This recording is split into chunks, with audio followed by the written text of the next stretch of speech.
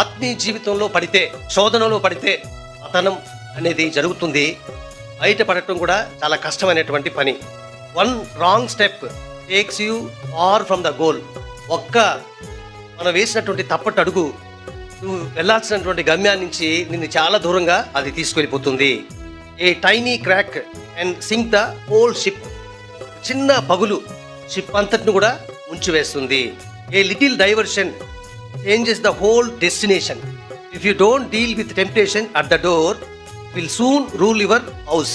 ఈ టెంప్టేషన్ ని ఎక్కడ డీల్ చేయాలి అంటే మనం అది ద్వారము దగ్గరనే. శోధన వచ్చినప్పుడే దాంతో మనం డీల్ చేయాలి. మనం నిర్లక్ష్యంగా ఉన్నట్లయితే, మనము పట్టినట్లుగా ఉన్నట్లయితే, చూచి చూడనట్లుగా ఉన్నట్లయితే పర్వాలేదులే అనుకుంటే అది మెల్లిమెల్లిగా మనలో తిష్ట వేసి చివరికి మనల్ని పతనానికి, ప్రమాదానికి, చివరికి దేవునిలో నుంచి అది పతనం చేసేటటువంటి పరిస్థితులు ఉన్నాయి.